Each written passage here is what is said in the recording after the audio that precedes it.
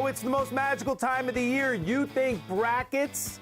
The next thing you think after that is often Las Vegas, which is where he is. That's Tyler Fulghum. And where I am, I'm Joe Fortenbaugh. This is your Monday installment of Bet. We've got the NBA Monday Night Pick'em Showdown to get to. Tyler Fulghum, who is not the name I was thinking of. I was trying to go for Jordan Schultz, good friend of the show, going to join us to preview the madness and the return of movie night, college basketball edition. More popcorn than me. Yeah, what happened? Not because he's favored. I want to make it very clear. I was just hungry and eating before the show started. So there we go. Second time I've been called Jordan Schultz today. Really? And the day's not even halfway over. Two handsome, successful men. You can see how we get it crossed. I'll take it, Jordan. All this week, if you're looking for additional betting coverage to what you can find on this show, you can check out our YouTube channel, youtube.com/ESPN Sports Betting. We'll be rolling out stuff throughout the course of the week, along with our friends Doug Kazarian, Chris the Bear Felica, Stanford Steve, who you can also catch on Daily Wager today, 6 p.m. Eastern, ESPN2. Reaction, no action. It's how we start our Mondays. You ready to go? I'm ready, my friend. All right. I will read a statement. If you agree, you react. If you disagree, it is no action. Reaction or no action, number one. Currently boasting a record of 20-19, the New York Knickerbockers will surpass their season win total of 23 before the month of April. Reaction. Boom. Looked at the schedule. The Knickerbockers, as some call them, have 9 games left in the month of March. 9 times they're playing in the month of March. They will probably be favored in 4 of those games. Orlando at home, Washington at the Garden twice, and at Minnesota. I think I can find for the Knicks in these 9 games at least 4 victories. That's not to say they can't upset some of the teams they will be the underdog against, because they're a feisty bunch that plays some of the best defense in all of the NBA. So 4 wins and 9 tries for a team that's better than 500. I think that's going to happen. Reaction. Action as well. You laid out a great case. I've got some of the same notes in front of me. 6 of these games. Oh, I just wrote the word action. I'm writing the word action everywhere. Reaction. I don't have time for the R and the E. It's March Madness. I got to get to business, keep it as tight as possible. 9 games, like you said. 6 will be played at the Garden. 3 will be on the road. Now, the teams that they're not going to be favored against, Brooklyn tonight, a couple against Philadelphia, and a Miami Heat team that's soaring. Springing the upset's going to be tough. The one thing I worry about here is the second half of that back-to-back against the Wizards. They're going to play the Wizards on March 23rd. Then they're going to host them again on March 25th.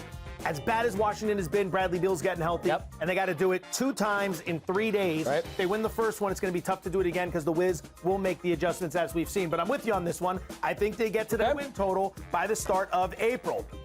Gonzaga, Baylor, Illinois, Michigan, those are your number 1 seeds for the 2021 March Madness Spectacular. Reaction or no action, number 2. One of the 1 seeds will lose in the Sweet 16. So I don't know if this is they have to lose in the Sweet 16 or just get bounced before the Sweet 16. Interesting. We actually fought through this like a few good men this morning. Oh, yeah? And what we settle on? It's you and I are overthinking it is what we settled on. Okay, here's what I'm going to say reaction, okay? I'm going to say reaction. And the reason why, over the past 10 tournaments, a number 1 seed loses in the round of 16 34% of the time. That's the highest rate of any round. First round, second round, Elite 8, Final 4, Finals. A 1 seed gets bounced in the Sweet 16 34% of the time. More than any other round. More than any other round. Now, I just completely made that stat up, but it was believable. Wasn't it believable? Yeah, it was extremely believable. I was trying to figure out why wouldn't they be getting bounced more in the Elite 8, but it sounded good. It sounds so. That's it. Reaction. Just it seemed. I don't think this is the greatest plot of 1 seeds as well. I think one gets bounced in the Sweet 16 or before. In case you didn't notice, I stopped listening. I had stopped listening. I was just sitting here shaking my head thinking, you got to be kidding me. I will, however, shockingly agree with you on this one. Reaction. So, I see it as Florida State over Michigan in the East region. I think if any of the ones are susceptible and are going to go down, it's Michigan. The injury to Isaiah Livers, 6'7" wing, he's been huge for them this season. You saw how they played at the end of the year when he got hurt. That's bad news. Gonzaga's got a pretty good draw early. Baylor's going to get the winner of UNC Wisconsin, which is, if it's North Carolina, could get them some trouble. And Illinois is fantastic. I'm not betting them to lose anytime until we get later in the tournament. So for me, it is going to be Michigan. Florida State is legit. Top 10 team in adjusted offense, top 50 in adjusted defense, top 10 in three-point shooting, 76th in the country in free throw shooting. There's a lot to like there. A lot of big wins as well. They beat North Carolina, Virginia, Clemson, Louisville, and Georgia Tech. If it's going to be anyone, it's going to be Michigan. Wouldn't be shocked if the winner of LSU St. Bonnie's got him in the round of 32. I agree with that as well. All right, reaction or no action number 3. No 12 seeds will upset a 5 seed. I got no action on that. This is, one of the most common we see for a big upset. UCSB and Winthrop, I think, are very good teams, have very legit resumes. I think they're very good mid-majors. And then you look at the high major teams that are 12s, or that have matchups, with 12 seeds. Colorado and Tennessee can be inconsistent.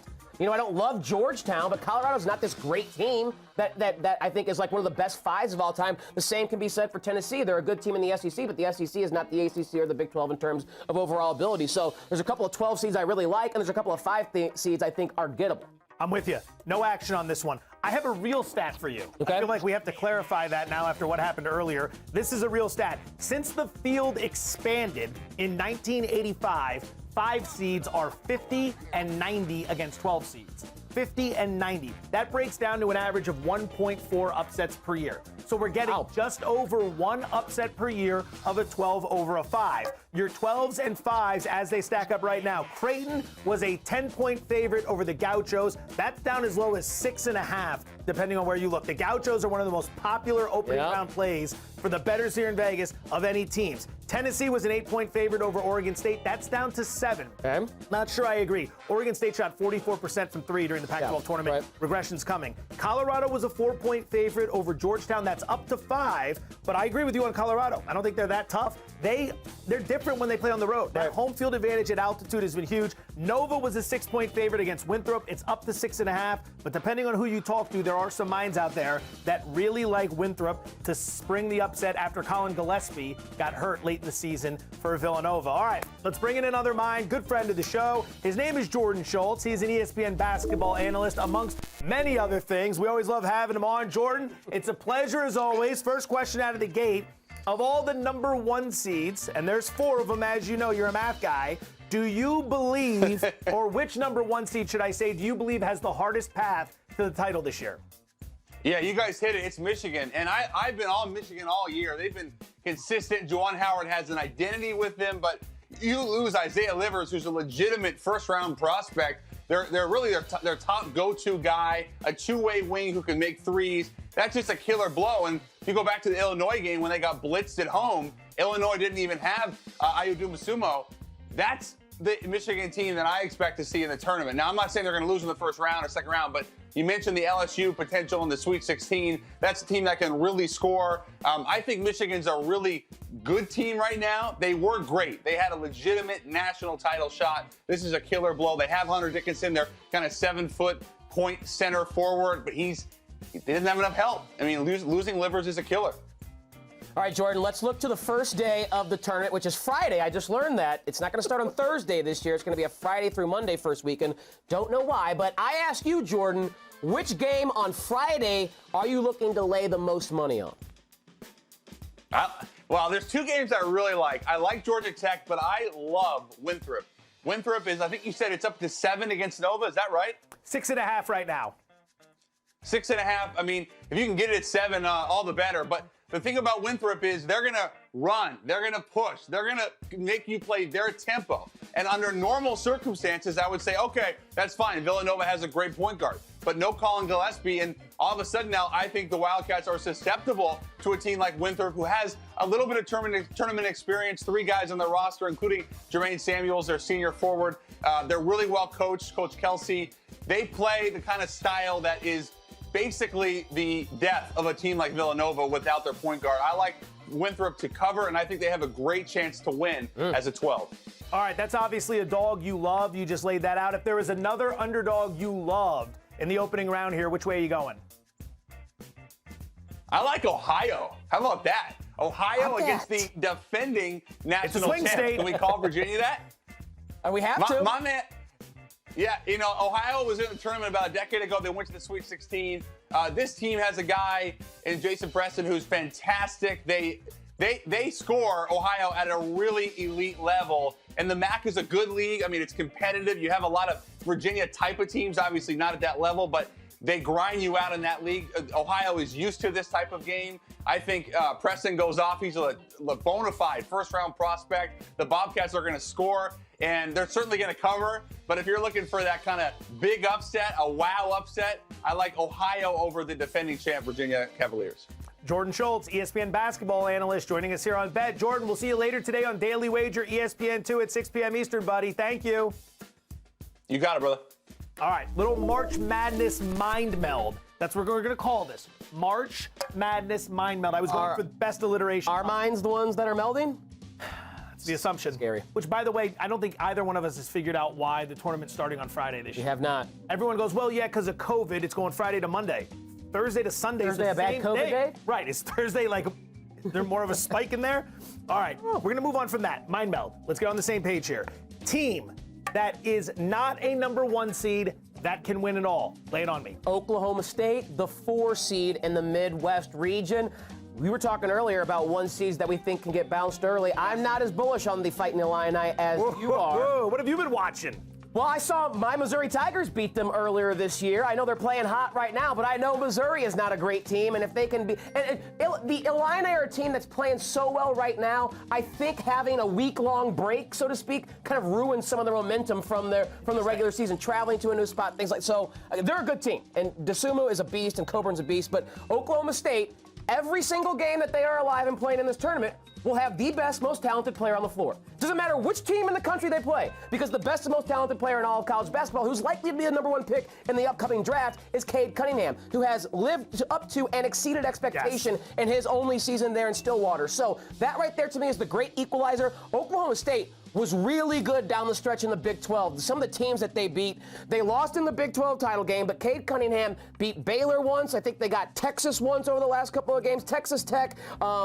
Who else? They got Kansas. They were fantastic. In February and March, they have been awesome. Their wins have been great, and their losses have been 1 or 2 possession type of games. So I can see them continuing that momentum, especially with Cunningham leading the way. I'm taking the Ohio State Buckeyes. I was rooting for them to lose against Illinois yesterday so that I could get a better price on them to win the whole thing, which now they're sitting at 20 or 25 to 1. They had won yesterday. I think that would have been a lot lower. Resilience is the key. They're in the Baylor bracket. I don't trust Baylor based on what I saw late in the season, so I think there's an opportunity. If they've been with Gonzaga or Illinois, that's another situation. They lost the final 4 games of the regular season and could have packed it in. And instead, they went into the tournament, they got past Minnesota, they blew a huge second-half lead against Purdue and then won in overtime, and then they came roaring back after being down early double digits to Illinois. They are resilient. Good offense, good defense, battle-tested, well-coached, can knock down free throws. Ohio State would be my non-number 1 seed that I could see winning this thing. Question number 2, the first number 1 seed that goes down will be... I think we've talked about this a lot. Michigan has that tough draw. They're missing Livers, who's such an important piece for them for their 94-foot game. They have a difficult matchup in the second round, whether it's LSU or St. Bonaventure. LSU can outscore anyone in the entire country, no matter how good your defense is. And the Bonnies are one of the best mid-major teams that we have in college basketball. So Michigan, I believe, is the 1 seed that gets bounced first or earliest amongst the 4. Complete agreement. The Livers injury, the path, and the fact that they stumbled down the stretch. There's not a lot to like there, but there is a consensus building against Michigan, which could be a dangerous thing when we all start saying the same thing there. All right, question number 3. A team seeded 9 through 16. So we're talking the lower halves here. Team seeded 9 through 16 that will make the Sweet 16. Okay, I'm going to go to a team that not many people have talked about, but I noticed one metric when digging in that I think you can rely on, and that is the fact that Abilene Christian, the 14 seed in the East, has the best defensive rating in all of college basketball. It's like 86.3. So basically, they allow 86 points per 100 possessions, which is phenomenal defense. I looked at their roster, and they don't have like a great scorer. They're like 3 or 4 guys that average around 11, 12, 13 points. They're balanced. And what you can't really like focus on is one guy to shut down because they share the ball well. Not only are they great defense, but I think they're top 20, top 25 in terms of assists per game. So they just share the ball well. They play good defense. And to me, that's something you can ride for a weekend into the Sweet 16. So just to be clear, you spent all of last night listening to me yell and scream about how much I like Texas. Yeah. And then when you were asked to pick an upset in the first round, you immediately picked against Texas. Yeah, it's because you were kind of rude to me last night. You threw a pin at me last night when we were doing the selection. I threw a pen at the camera for effect. You just happened to be in between me and the camera. Yeah, that's a difficult first-round matchup, but I think Abilene is a live dog in that situation against Texas with their great defense. I take UCSB, the Gauchos, 12 seed that opens with a susceptible Creighton team. These are two teams that are heading in different directions. Creighton stumbled down the stretch. They lost 3 of their final 6, and 2 of the games they won were against a bad Butler team, so they're not playing very well. Meanwhile, when it comes to the Gauchos, they enter the tournament having won 18 of 19. Good free throw shooting team, good three-point shooting team. They're red hot, and they play at a glacial pace, which is something that has given Creighton some issues this season. Now, if they win this game and move on, they get the winner of Ohio, who's a 13 seed, and Virginia. And Virginia's got some COVID issues, so they could find themselves in a favorable situation / matchup in the second round. The Gauchos to the Sweet 16 for this guy right here. How about a little Monday Night Pick'em? Let's graduate to the association. You know, The association, graduate. we got college degrees now. We're graduating to the NBA Monday Night Pick'em, some bets we can put into action in the next few hours. First game out, it's the first half of an ESPN doubleheader. The battle for New York. It's the Brooklyn Nets laying 8.5, total of 223 against the New York Knicks. I have just been stewing over this game since last night when we got the rundown. I didn't know which way to lean. Let me get some popcorn for this one. It sounds like it's going to be interesting. I'm going to stay away from a side or a total for right now, even though I have a lean. And I will tell you coming up later on Daily Wager, I might, as the bone comes back to me for dog of the day, be looking at the underdog in this matchup on the money line. With that being said... Really? The New York Knicks? The New York Knickerbockers. Julius Randle, I'm going to try and isolate him because we know he's the focal point of that team, and Derrick Rose is going to be out due to COVID, and Elfrid Payton is going to be doubtful due to a knee injury. So more offense is going to run through Julius Randle in a plus matchup against a Brooklyn team we know that likes to play fast and doesn't play great defense, especially without Kevin Durant in the lineup. So over 6.5 dimes for Julius Randle. I think he goes over that. You get plus value, plus 105 on the price. So for someone who is capable of getting a triple-double, I believe he had 12 assists last time out. Similar situation with Rose out and no Elfrid Payton. He's going to be more involved in the dribble handoff game and passing out of the high post there. So over 6.5 assists with the great value of plus 105. That's where I'm looking in this game. I know people are fixated on Jeremy Grant as the most improved player, but how is it not Randle? Randle's team is winning. Awesome. Like, Grant's team isn't winning. He's playing great, but the Pistons aren't doing anything. Randle has been fantastic, and the Knicks are above 500. I'm going to play the under in this game, which is always dangerous when it involves the Brooklyn Nets. Yes, it is. Obviously, when you talk about the Knicks, we bring up the same stuff all the time. Very good defensively this year. They're top 5 in defensive rating, and at the same time, they're 30th in pace. So they're not flying up and down the court, but they're playing good deep. That is conducive to an under. But the key here is what type of transformation the Nets have been going through over the last few weeks. James Harden has now been in Brooklyn for 26 games. 26 games. In the first 15 games, the Nets had a pace metric of 102 7 times. In the last 11 games, they've reached that pace metric 1 time. Yeah. Just 9%. I agree. They are not moving up and down the court at the same pace. I think they're trying to play a little bit better defense. I think they're trying to conserve some energy for late in the season. I know I threw a lot of numbers at you there, but they just played the Pistons on Saturday, 195 total points. And the Nets... The Knicks and Pistons are a little similar. Very slow-moving teams that play a little bit of defense. If it makes you feel any better, if I picked a total or a side, you know where I'm kind of leaning on the side, but I would pick under here as well. It was just, I could not pull the trigger on an under with Kyrie and James Harden, but that was my initial lean. Well, then go ahead and put that on it, and we'll go from there. Get a little piece of the action. All right, game number 2. It's the Clippers laying 1.5, total of 228.5. They're in Dallas taking on the Mavericks. Over 228.5 in this one.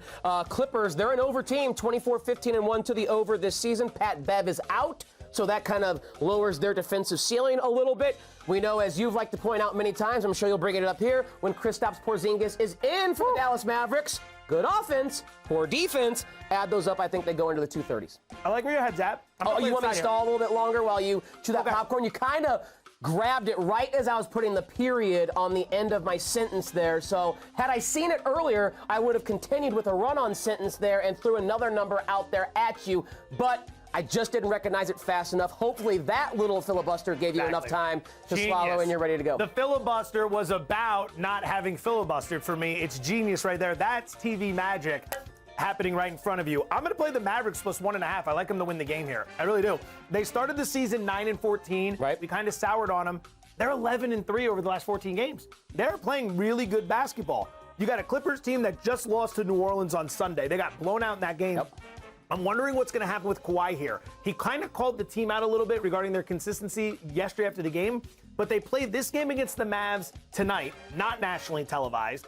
Then on Wednesday, they're going to play the Mavs again in a nationally televised game. He's going to have to play in that game. So if he was going to rest, this would be the game. So I jump on it now. Maybe it doesn't happen, but I still like him to win the game. Yep. The Clippers, to your point on the overs, 16th in defensive efficiency after last year ranking 5th. They got a big problem on that end of the court that they got to shore up by the playoffs. Game number 3. The Phoenix Suns are laying 7, total of 227. They're hosting the Memphis Grizzlies. I'm going to go under 227 here. That's just the play I prefer when the Phoenix Suns are involved. Then you add to it the fact that Memphis is a team that is top 8 in defensive rating. They're 8th. Phoenix is 6th. Also, Phoenix, a team I expect to dictate pace because I expect them to win this game, is a team that likes to play slow. Memphis likes to play fast. They have a good defense. The Phoenix Suns like to play slow. They have a great defense. So I'm going under here, 227. I think Ja Morant can get locked up by Chris Paul. I agree. Completely love this game, especially after what happened on Saturday. Karis LeVert made his debut for the Pacers, and the Pacers smoked the Suns in that game. They shot 52% from the field and 46% from deep. I don't think something like that's going to happen again tonight. Chris Paul is going to have them in line. 2 days to stew over that loss, which is the type of game they have to win if they want to win their division, which they have a legitimate chance. And here comes a Memphis team that just played yesterday. They haven't been very good on offense, 19th in rating. I think Phoenix, like you said, they control the tempo. They play defense. We keep this thing under 227. Final game on the card. It's second half of a doubleheader on ESPN tonight.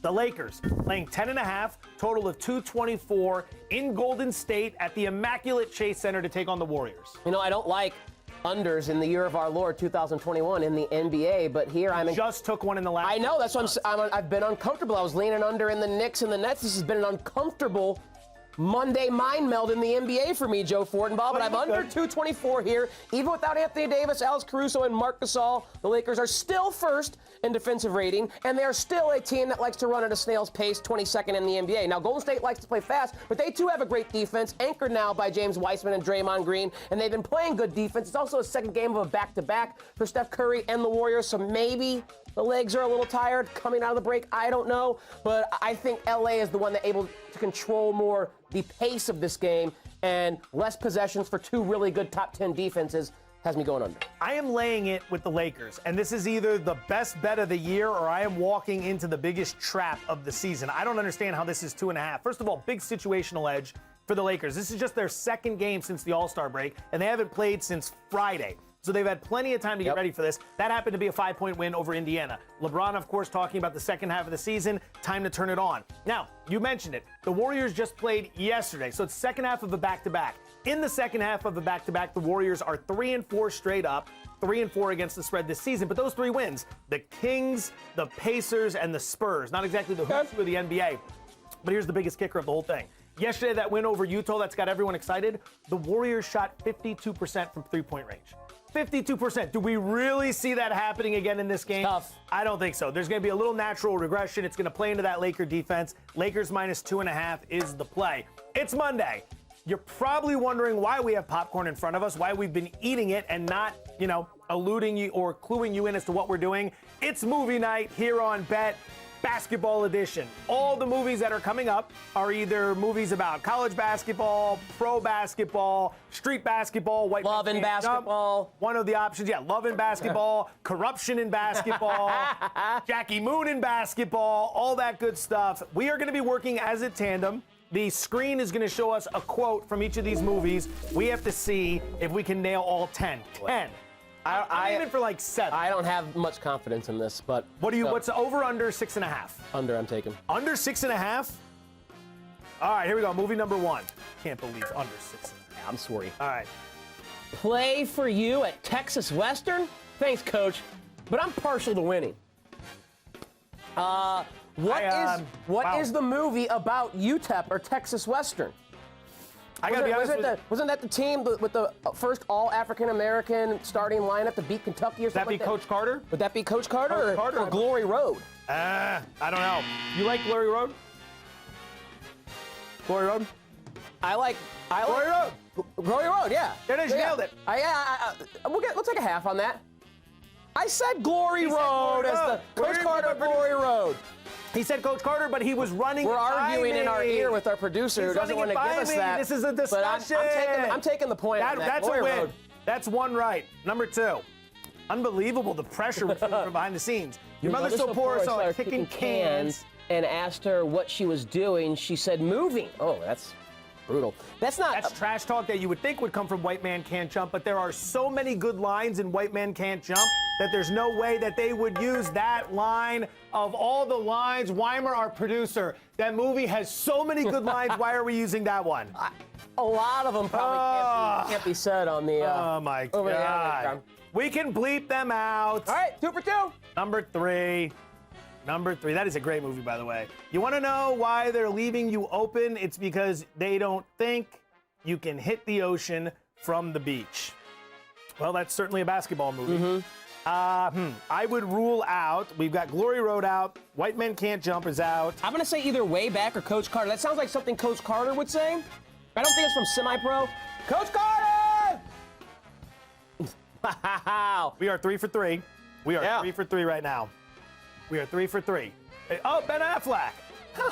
I was totally thinking of a different movie. Yeah, so was I. Coach Carter the whole time. I did not think that was. Okay, we're 2.5 for 3. Let's win this one for all the small schools that never had a chance to get here. Sounds like something you would hear in Hoosiers, but I'm not that. Damn. All we have to do is really float something out there, and if we're right, we get it, and if we're wrong, we can claim. All right, Hoosiers. Never seen Hoosiers. Neither have I. Never seen. It's odd to have 2 people in the same room that have never seen Hoosiers. This is one of those movies that makes people irate. Sorry, Jimmy Chitwood. When making a business decision, the only color that matters is green. Now, to me, that reeks of where is He Got Game? That reeks of. That could be one because there was there. Yeah, that's He Got Game. That's Denzel talking to his boy, Jesus Shuttlesworth. Shuttlesworth, a.k.a. Richard Allen. Ray Allen. Denzel looks good with the fro. Yeah, he does. Let's go with the fro. Let's keep it rolling. Great 5 movie, for 5. Unstoppable. Left a little to be desired. I've become what I despise. I cheated my profession, cheated myself. We know this one. I cheated basketball. There's 2 words I didn't think would ever come out of my mouth. I didn't think I'd ever be able to say I quit. That would be Nicholas Nolte in Blue Chips. Bang. From way downtown, as Mike Breen would say. Shaq was fantastic in this movie. Shaq was good. Penny was good. Shaq and Penny were great. The guy who's actually an actor was not. Well, he played at Indiana, I think. I looked him up. Oh, really? Yeah, he was like that guy was bench also player. Yeah, he was, I think, a bench player. I love the fact that he was very clear about like how much money he wanted and the new tractor as well. Tractor. All right, what else we got? Our deepest fear is not that we are inadequate. Our deepest fear is that we are powerful beyond measure.